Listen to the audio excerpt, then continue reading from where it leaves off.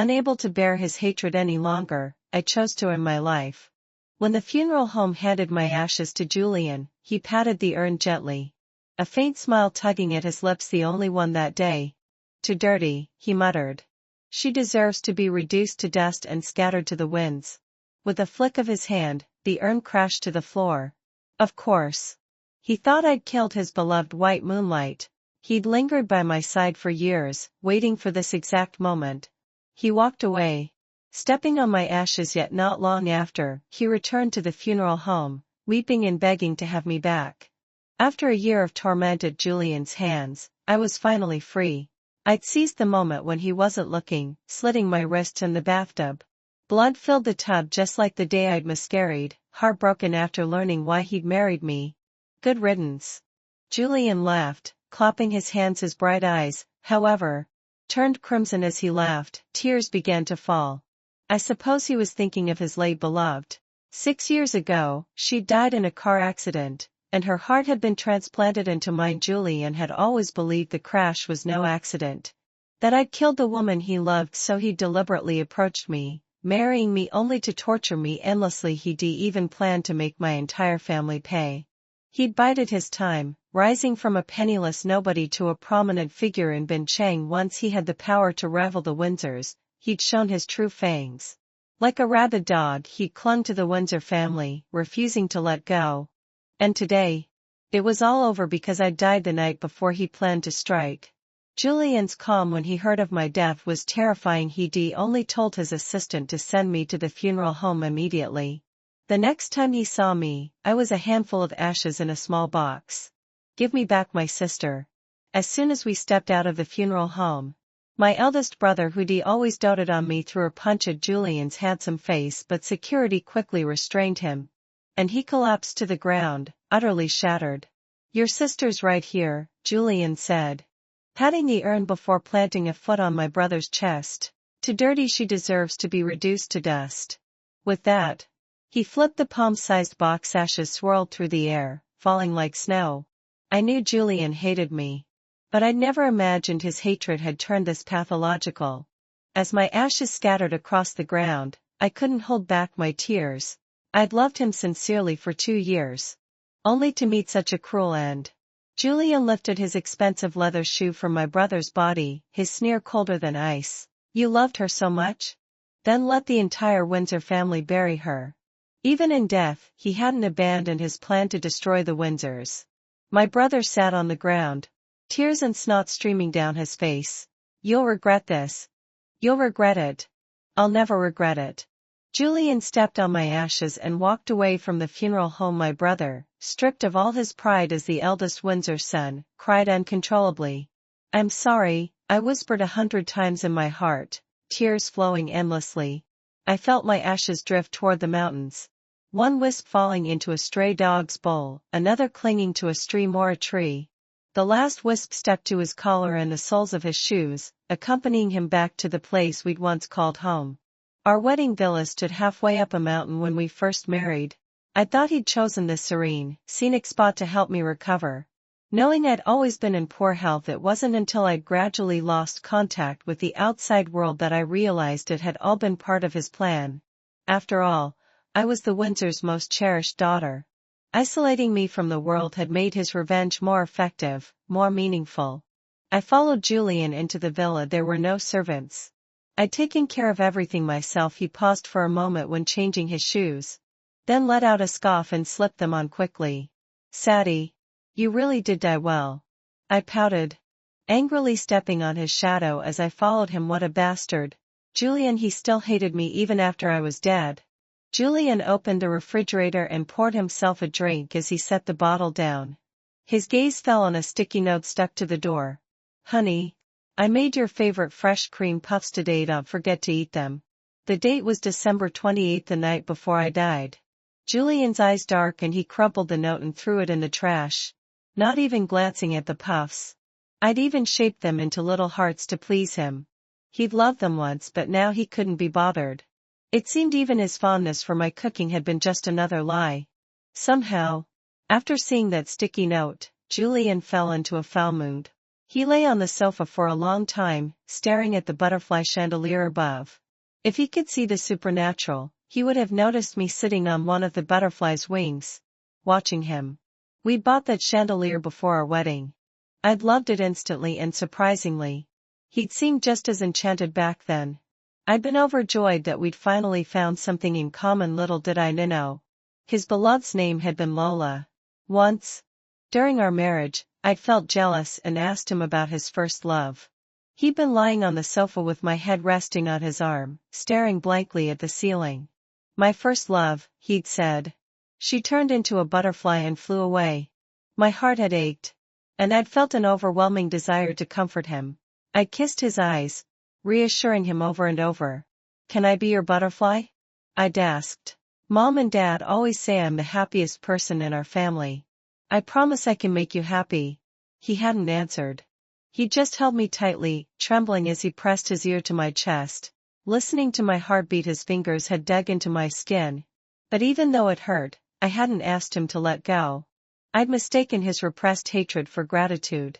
When you're in love, you lose your ability to distinguish right from wrong. I deserved everything that happened to me later. After staring at the chandelier for about an hour, Julian finally moved. I didn't want to follow him, but it seemed I was bound to stay within a meter of him. I waited outside the bathroom, listening to the sound of running water. A minute later, there was a crash as bottles and jars fell to the floor. A chill ran down my spine. I flew over and pushed the door open, only to see Julian with bloodshot eyes, his face twisted as he stared at the crimson-stained bathroom. I died so suddenly with no one else in the villa. His assistant wouldn't have found me so quickly if he hadn't returned for some documents. Less than 12 hours had passed between my death and my cremation. No one had cleaned the bathroom, and now it looked exactly like a murder scene. Sadie, he roared at the empty air, scaring me half to death. Why yell so loud? I muttered, standing off to the side. I collapsed into the tub after losing consciousness. It hadn't been that messy. Couldn't he have cleaned it himself? But Julian didn't hear me. He was too busy trembling with rage, fumbling for his phone to call his assistant. He didn't even notice when the bathroom door swung open. Find me another house immediately. I'm moving out tomorrow, he shouted. Then smashed the phone against the wall, shattering it into pieces.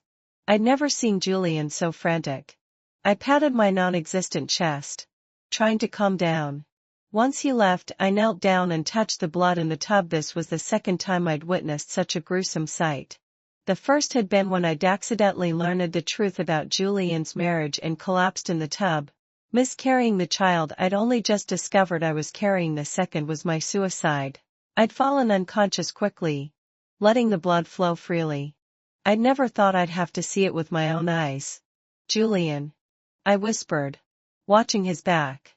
If one day you find out I didn't kill her, will you regret it? Julian and I spent an agonizing night in that villa. The next morning, he woke up early, changed clothes, and hiked up the mountain behind the villa. I heard him tell his assistant to clear out everything. He didn't want to see a single thing that belonged to me. But I knew he wouldn't really move out because his first love, the one who turned into a butterfly and flown away, was buried in that mountain. Lola, he said, kneeling in front of her tombstone and caressing it gently. There was a photo on the stone. A sweet-looking girl with a bright, lively smile. Her life had been cut short at 20. I finally avenged you, he murmured, staring blankly at the tombstone for a long time. Lately, Julian seemed to zone out constantly, as if his soul had been drained. Of course, I didn't think it had anything to do with me. I guessed it was just the emptiness of a man who'd spent years living for revenge, only to lose his purpose once it was done. Julian didn't leave the mountain until the sun rose. He didn't go back to the villa. Instead, he headed straight for the garage and drove away. When I saw he was heading for a dilapidated residential building on the outskirts of the city, I knew what he was up to. Following a memory, he knocked on the door of Lola's old house. But no one answered. Julian knocked a few more times, growing irritable when there was still no answer. He banged harder on the door this time. He roused a neighbor. Quit making so much noise. You. The neighbor's voice trailed off. Staring in disbelief at the once impoverished boy who now looked like a wealthy tycoon, he swallowed his curse. Where's the family that lives here? Julian asked coldly. Them? The neighbor's face twisted with contempt as he rolled his eyes. They took their daughter's blood money and ran off to live the high life. Julian's brows furrowed, seemingly unable to tolerate such blunt, crass words. Where did they go? How should I know? Why are you grilling me? Who are you? Who are you? Anyway. The neighbor sized Julian up with growing annoyance. I'm their daughter's boyfriend. Oh, you're the poor sap who got played for a fool by old who? The neighbor's eyes lit up with gossip. What a shame about Lola. Born into the wrong family, sold out by her greedy parents like a commodity. My heart skipped a beat. I turned to watch Julian's expression. His eyes blazed with fury after a long, tense silence. He ground out through clenched teeth. Sold out. On the dark back. Julian's car roared along at a speed I'd never seen before. His face was darker than a storm cloud. I'd always known I hadn't killed his white moonlight, but I'd never guessed there were so many hidden Ruths. Julian raced through the streets, finally slamming on the brakes in front of my family's mansion. The once grand Windsorville and now looked desolate. Julian strode in. And not a single servant appeared to greet him. Julian. How dare you show your face here? My eldest brother grabbed him by the collar and threw a punch. Get off me. Julian's expression was demonic. I'm not here to fight. Tell me. Where did Sadie's heart come from? Where do you think? My brother laughed maniacally, throwing caution to the wind. From your precious little lover. Of course. He swung another fist at Julian. The two men grappled with each other, eyes bloodshot with rage. I stood nearby helpless, unable to stop them or intervene. Stop! A familiar voice echoed, and tears immediately streamed down my face. Father had aged so much, his voice was rough with weariness. He pulled out an old surgical contract and a donation agreement I'd never seen before, slamming them down in front of Julian. Sadie's heart was obtained through legal donation channels. Afterwards, I gave the family 10 million yuan as a token of gratitude. All the paperwork is here. Do you have any more questions? Impossible. Julian's hands trembled as he flipped through the documents, his face growing paler by the second. I stood beside him, nervous and anxious, unsure how to process this reversal of fate. I was innocent. Of course I was relieved. But who would compensate me for the year of torment I'd endured? I don't believe it. I can't believe it. Julian muttered, lost in a daze. Just then, his phone rang. Mr.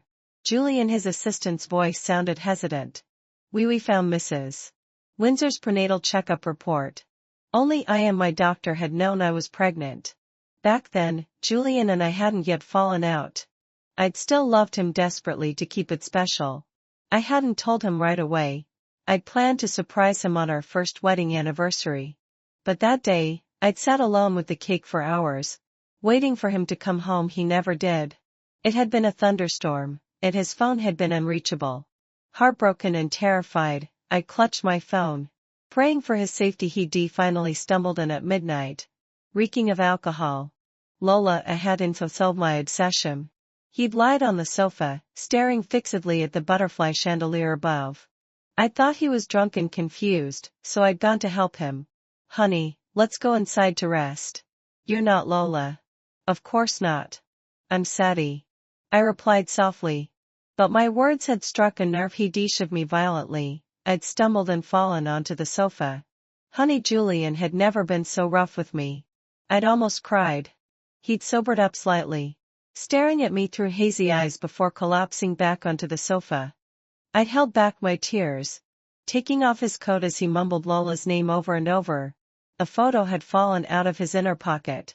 It was the first time I'd seen his white moonlight. A sweet, smiling girl with bright eyes. On the back of the photo were their childhood promises. Julian and Lola will be happy forever. In that moment, I'd felt as if I'd been struck by lightning. Now I understood why Julian loved butterflies, why he'd mumbled about them even when drunk. It was simply because the girl he'd loved was named Lola. I'd never told anyone about that night. The next day, I'd hired a private investigator to look into everything. When I discovered that the girl named Lola had died on the same day as our wedding anniversary, I'd felt as if I'd been plunged into an ice cave. Her entire life had been summed up in a few pieces of paper in my hands, and her heart was still beating in my chest. I'd finally broken down, sobbing uncontrollably at my desk. In that moment I'd understood why Julian had married me. When I'd stumbled dazed into the bathtub later, I hadn't even noticed the blood flowing steadily from my body. By the time I'd called for help, our baby had already left me forever. Weakened ill, I'd returned home only to find Julian sitting calmly on the sofa. In his hand, he'd held the information I'd uncovered about his beloved. From that night on, Julian had dropped his pretense. He'd insulted me relentlessly, locking me in the villa and cutting off all contact with the outside world. He'd confiscated my phone. Whenever father or my brother called, I'd only been allowed to answer under his supervision. He'd said I needed to at one for stealing the life of the woman he loved. Without my knowing, he'd hated me so much that he'd wanted me dead and forgotten. Later, he'd gotten his wish. But why wasn't he happy now? Julian stared at the prenatal report. Trembling with rage, the report said I'd been 7 weeks pregnant. The fetus no bigger than a peanut sprout, barely visible in the dark ultrasound image. That had been my baby. I'd been able to feel his heartbeat. But Julian never would. Why was he suffering too? Why were tears as big as beans falling from his eyes, soaking the last image of our child? Find the Who couple. Julian ground out the order to his assistant. He still couldn't believe the truth. That everything he believed had been a lie. He was determined to dig up every last detail of the past. I thought his behavior was self-torture. One betrayal was already unforgivable. Why would he want to hear it all again? I was dead. What good did clearing my name do now? I sat beside him, sighing. If only he'd woken up sooner. I'd never have loved him. And I'd never have died, but I knew there had always been an unbreakable rift between us. One that could only end in destruction. The Who couple hadn't gone far. They'd bought a villa in another city, living like newly rich cheaty. When Julian showed up at their door, they were too terrified to breathe. I want an explanation for what happened with Lola's heart donation 2 years ago. Julian's voice was gritted with anger. The Who couple's face is dark, and they must have known Julian had discovered the truth. She was just a girl. It was her honor to contribute to the family. Crash. A chair flew across the room, hitting Lola's father. Julian had snapped, attacking him relentlessly. She was your daughter, your own daughter. I watched coldly from the sidelines. Julian had grown up poor. But he'd been a son. He'd ever understood that to some people, a daughter was worth less than a few million yuan. Julian ransacked the Who household, smashing everything in his path. Only when threatened with Ru and did the couple finally confess the whole truth. The Hus had been poor, with a daughter and a son, both of school age. One day, after leaving the hospital, they'd overheard doctors talking about my illness. A twisted plan had formed in their minds. They destaged Lola's car accident, donated her heart to me through an intermediary, and pocketed the 10 million yuan from my father. With the truth finally revealed, Julian dragged his exhausted body back to the villa halfway up the mountain. This time, he couldn't pretend to be calm anymore. The villa had been almost completely cleared out. All traces of my life were gone. He lay back on the sofa, the only reminder of the past being the butterfly chandelier above. In fact, after learning the truth, we'd had a period of love-hate, tormenting each other even as we clung to the fragments of what we'd once had. He'd grind his teeth at me, yet offer comfort when I was hurt. I could never fathom his true feelings, so I'd walked on eggshells, trapped in a twisted, desperate charade of marriage with him. Now, I felt my existence fading. Perhaps I'd lingered only because of my unresolved grievances. Now that my innocence was proven, there was no reason left to stay. Tomorrow would be the 7th day of my death, the day spirits are said to return. I hoped tonight would be my last by his side. And for the most part, it was uneventful. Julian went to take a bath as usual, while I sat nearby brushing my fingers over the potted flower I'd loved most in life. Sadie. I froze at the sound of my name. It hung in the air, with no follow-up. And I let out a shaky breath. Julian had forgotten his clothes. Once, a single call from him would have sent me rushing in with them, cooing honey sweetly. Now, only empty silence answered him. I didn't push open the bathroom door. Standing there with a heavy heart, I knew he'd called my name out of habit. Not longing when you're used to someone's presence for so long. their absent sleeves avoid my name was just a reflex. A symbol he'd blurted out without thinking he didn't truly want to see me. Once I'd accepted that, I went back to fussing with my flowers. If Julian came out and saw them trembling without a breeze, he'd probably think the place was haunted. Good, I thought. I could still scare him a little. But an hour passed. And he still hadn't emerged. Anxiety gnawed at me. After hesitating for ages, I finally pushed the door open. He lay in the bathtub with his eyes closed, as if asleep. Or dead. My heart tangled with conflicting emotions as I stood there, wondering whether to watch him die or call for help. To my shock, he opened his eyes. "Who's there?" he shouted toward the door. Aiding in a house where someone had died, with the bathroom door suddenly swinging open. It could have been a scene straight out of a horror movie, yet Julian showed no fear. Instead, he called my name again. I stood awkwardly to the side, grateful he couldn't see me. My gaze wandered, and I spotted something in his hand. A hair tie I'd left in the bathroom when I was alive. The mountain wind picked up at night, sending a chill through the room even as a disembodied spirit. I felt a tingle of unease. Julian seemed to sober up. He didn't call my name again, just fell silent, wrapped himself in a bathrobe, and walked back to the bedroom. As usual, Julian would have a warm glass of milk before bed. I'd always been the one to make it for him. He was already lying down. But when the milk didn't arrive at the usual time, I watched him toss off the covers irritably and storm into the kitchen. There was a clatter of pots and pans, and soon he emerged with a glass of pale yellow liquid. Silly Julian, I thought. He'd burned the milk. A wave of sadness washed over me. The first time I'd made him milk, I'd burned it too. But Julian hadn't minded at all. He'd drunk the whole pot, saying it tasted like caramel. I'd smiled brightly, sharing a caramel-flavored kiss with him, determined to be happy with him forever. The past was too painful to revisit. I left the room silently. Moments later, a crash echoed from the bedroom. I rushed back, only to find Julian had lost his temper again. He'd thrown the glass of milk on the floor. The cashmere carpet was soaked, and the glass rolled under the bed. Such a bad temper, I muttered. Julian took a long time to calm down, his heaving chest finally settling. He knelt down, humbling himself. To pick up the shards, his long fingers groped blindly under the bed. Instead of the glass, they closed around a rectangular box. My heart shot into my throat. No. I tugged frantically at his hand, but it passed right through. "Don't look. Let my secrets stay buried forever," I shouted, but he couldn't hear me. When he pulled the tattered box out from under the bed, I knew I was ruined. Julian frowned as he opened it. The first thing he took out was a half-knitted tiny sweater. We'd never had any pets, so it could only have been for our unborn child. I'd been overjoyed when I found out I was pregnant, buying yarn and following online tutorials to knit it. It was lopsided, but I diligently stitched a little blue butterfly on it, thinking Julian would love it. I never imagined my dream would shatter less than a month later. Julian already knew about the pregnancy, but he didn't react strongly. He just clenched the sweater tightly in his hand during our fake marriage. He'd once talked about looking forward to our child. I wondered what he felt now, holding the tangible proof of that lost life.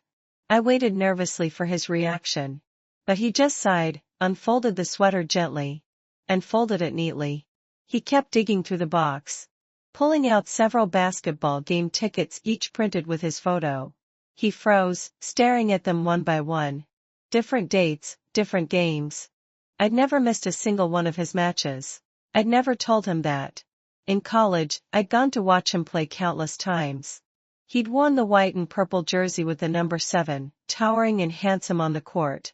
I'd been head over heels for him back then, which was why I'd fallen for his charm so quickly when we reunited.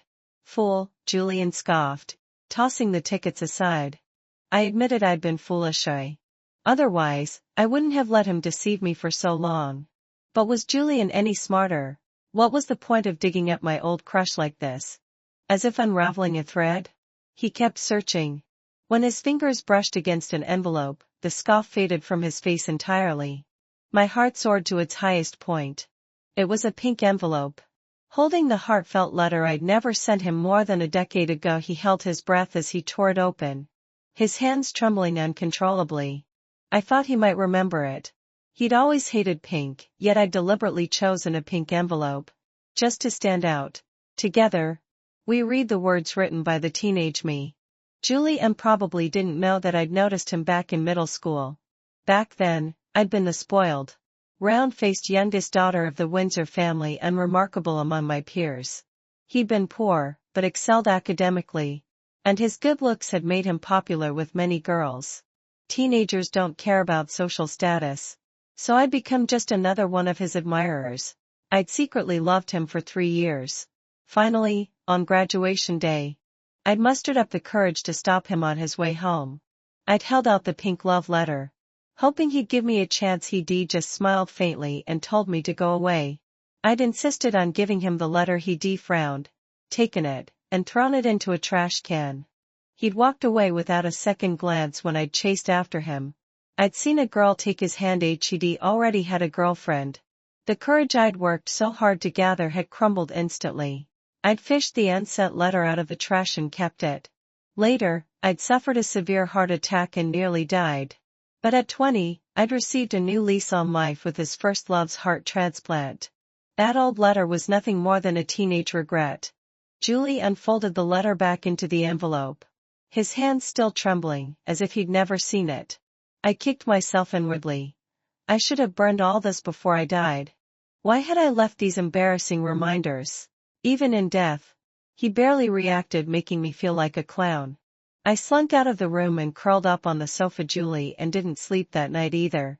At midnight, he pushed open the door, grabbed his windbreaker, and walked out. I had no choice but to follow him into the night. In the car, I realized his friends had invited him out drinking. Rare to see you out, Julian, one of his friends teased as we entered the private room.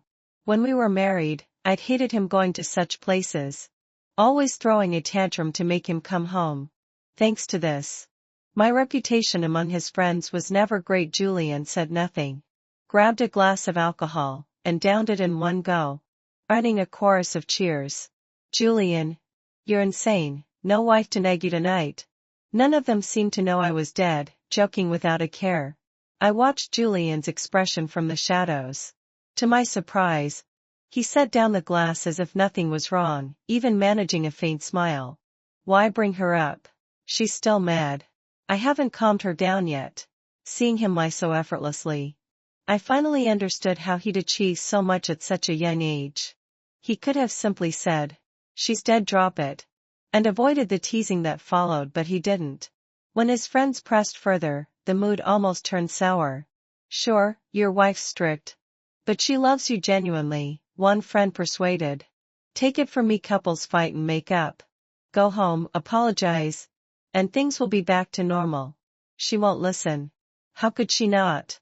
His friend retorted, then fell silent at the look on Julian's face. Julian said no more, and his friend didn't press. They drank in silence until a drunk man stumbled over. Julian, the ring your wife ordered from my wife's shop is ready. She never came to pick it up, and we couldn't reach her. I brought it for you tonight, here you go. A golden brocade box was placed in front of Julian. He squinted, focusing his blurry eyes, then snatched the box open irritably. Inside were 2 exquisite diamond rings, engraved with butterfly wing patterns. I designed them myself. I was lucky to see them even in death. Our original wedding rings had been thrown away during a fight, never replaced. After much thought, I designed this pair. I never imagined I'd see the finished product like this. The diamonds glinted under the colorful lights of the private room. I reached out to touch them, but my hand passed right through. Julian, are you okay? Someone asked cautiously. Julian suddenly stood up.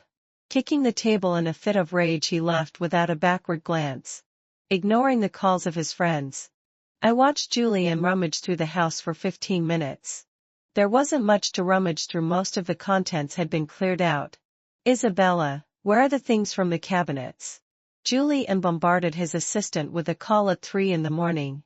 The assistant, still half asleep, replied, "Mr. Julian, you told me to clear everything out." That one sentence calmed Julian instantly. The assistant arrived confused and left just as confused. Julian collapsed to the floor, staring blankly at the 2 diamond rings. Impossible, "Sadie, you can't keep haunting me even in death," he accused. As if I were to blame.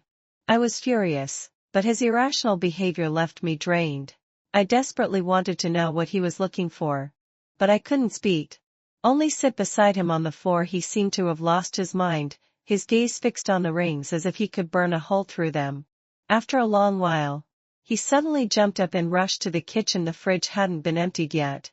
In the far corner were the heart-shaped cream puffs I'd made. Expired. Of course the hearts had lost their shape, and the cream reeked of spoilage. But Julian didn't notice. He shoveled the puffs into his mouth, stuffing himself until he couldn't swallow, then ran to the sink to vomit. I stared in shock. Then I heard him roar my name angrily, "Sadie, you die." I never thought the silly post-death romance tropes I'd read online would come true. In the middle of the night, Julian went to a garbage dump. A billionaire. Rummaging through trash like a beggar alongside his employees. All to find 2 rings. 3-carat diamonds, engraved with our names. From his description, they were our original wedding rings. During one of our fights, we'd thrown them into the pool outside the door. Somehow, having such a wide session, he'd retrieved them and hidden them away. "Mr. Julian, we found them," a staff member exclaimed, holding up the rings as if they were a lifeline. Julian's hands trembled as he took them. I gritted my teeth and blew. A gust of wind knocked the rings from his grasp, and they rolled into a drain. "No." He went crazy, prying open the drain cover to retrieve them. I was utterly stunned. I was already dead. Why was he putting on this show of devotion? That night, news of Julian's rampage at the garbage dump spread like wildfire, but he didn't care. Clutching the retrieved drain, he finally fell asleep. Less than 12 hours remained until my spirit would fade forever. At 9 the next morning, as soon as the funeral home opened, Julian appeared. He strode toward Elias, who was unlocking the door. "Tell her I've forgiven her," he said. "Huh?" Elias looked confused. But professionalism kept him from rolling his eyes. He forced a smile instead. Who are you talking about?" "Sadie, where is she?" Julian grabbed Elias by the collar. Thanks to the shocking incident of him scattering my ashes, Elias remembered the name clearly. "Sadie was cremated on the 29th of last month. I gave you her ashes myself." "Impossible, she's not dead." Julian's eyes blazed with fury, demanding the funeral home return me to him. I laughed silently from the sight. In a few short hours, even my spirit would be gone, and he was still asking for me back. The farce ended with security intervening. Julian wandered aimlessly, eventually returning home. I couldn't fathom his feelings. Why did he insist I wasn't dead? I only felt myself growing lighter. As if a single gust of wind could carry me away. Julian paced the house restlessly, calling my name in every corner. When no one answered, he began smashing things until there was nothing left to break. Then, as if waking from a dream, he pulled out his phone and called his assistant. His request left me cursing his sanity. He wanted a reliable medium. Margaret. Found immediately. The medium arrived quickly, rumored to be highly skilled, able to communicate with the spirit world. As soon as he entered, he waved a fly whisk around Julian, muttering incantations. The absurdity of it all. Sigh. Here I stood right beside Julian, and the medium didn't even glance my way. What kind of medium was this? "Young man, you have a departed loved one by your side," the medium said. Julian's expression darkened. I froze nervously. "However, she refuses to see you." "I'm powerless to help," the medium added. This old fraud actually understood me. "Why won't she see me?" "She has unfinished business," the medium replied. Their back and forth revealed he'd perfectly guessed my thoughts. So perfectly, I almost suspected he was an spy sent by my brother. Julian fell silent after the medium left. He told his assistant to restore all of the Windsor family's assets. It was a huge relief. If anyone deserved my apologies, it was my family. Now that my last wish was fulfilled, I could leave in peace. Less than an hour remained. I completed all my unfinished business. Soon I would disappear, leaving this world, and hopefully being reborn to start a new life. I looked forward to it, praying I'd never cross paths with someone like Julian again. This death was far easier to accept than the last. I even smiled as I said goodbye to each of my potted plants. Julian had just finished a heated phone call with my brother. They'd argued fiercely, but at least everything was resolved. My brother wanted me buried in the Windsor family tomb. Julian had retorted. Dream on, she's mine even in death. I let them bicker. I'd already been scattered across the mountains. No matter how powerful they were, they couldn't gather every speck of my ashes. Where I was buried didn't matter. I was finally free. I sat on the sofa, legs crossed, waiting calmly for my final moment. I even leaned on the table, pretending to drink tea. He didn't notice Julian's gaze had shifted from confusion to shock, until someone grabbed my hand. Sadie, I gasped, turning my head. My hand had materialized into a physical form. I stared in disbelief at myself, and at Julian, who clung tightly to my hand. That medium really did have some skill. Just as I'd fulfilled my last wish, Julian could finally see me. He pulled me into his arms, hugging me so tightly it felt like he wanted to merge our bodies into one. Sadie, you're back. Don't you leave. Please don't leave me. I'd suspected his feelings for me had changed. But when he said love, I was stunned. How dare you say you love me? I pushed him away. Because I don't love you anymore. Julian froze, his bright eyes filling with tears so he could cry. After all, it turns out that when he cries, he's not so different from me. His eyes, brimming with tears like a burst dam, pour forth endlessly. It was the first time I'd seen him cry, and without a doubt, the last. I'm already dead, I reminded him coldly.